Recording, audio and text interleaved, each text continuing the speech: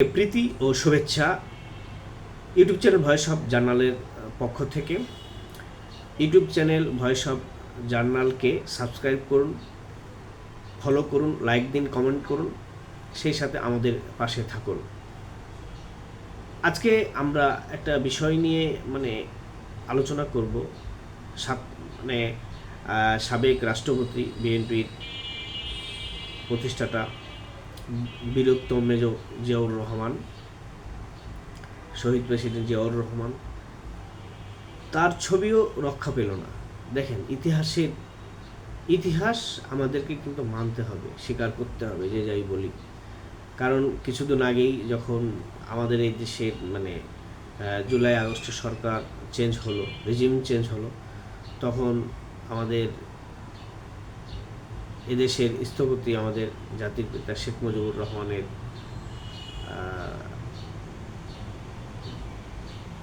যেগুলো আপনার প্রতিকৃতি ছিল, সেগুলোকে কি অপমান, অপর্যস্ত, তারপরে মুক্তিযুদ্ধের স্মৃতিচিহ্ন, সেগুলোকে ভেঙে চুরে চুরমার করে দিল। তখন কিন্তু এই বড় দলটি কিন্তু চুপচাপ ছিল। কিন্তু আবার আজকে দেখলাম যে এই বড় দলের প্রতিষ্ঠাতাকে গতকালকে মাটিতে শুয়ে একটা ফটো ফ্রেম, কাঠের ফ্রেম, তার জিয়াউর রহমান ছবি শুধু তাকে পিষাই দিচ্ছে, লাথি মারছে।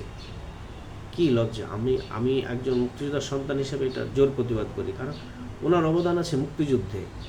উনি বিএনপি সে কারণ থেকে বিএনপি মুক্তিযুদ্ধের দল আমরা মনে করি, এখনও মনে করতাম।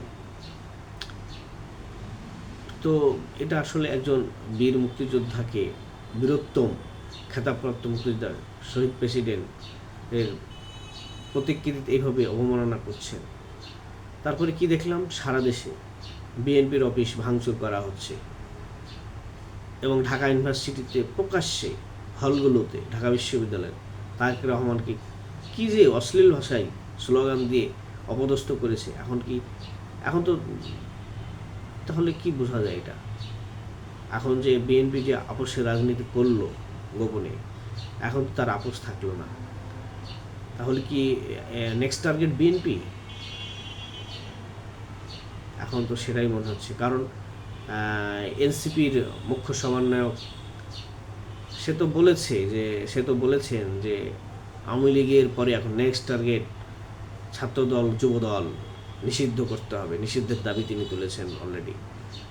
আবার তুলেছেন যে আওয়ামী লীগ গেছে যে পথে, সেই পথে যাবে বিএনপিও, বা তারেক রহমানের অবস্থা তাই হবে। তো এগুলো কিসের ইঙ্গিত? এই ইঙ্গিতগুলো তো ভালো না আমাদের দেশের জন্য। আর এই অবস্থায় কখনো ভোটের আশা করা মূর্খেরই পরিচয় হবে। এই অবস্থায় ভোট উনিও দিবেন না, আর উনিও যাচ্ছে এরকম থাক, তাহলে আর ভোট হবে না। সবাইকে ধন্যবাদ।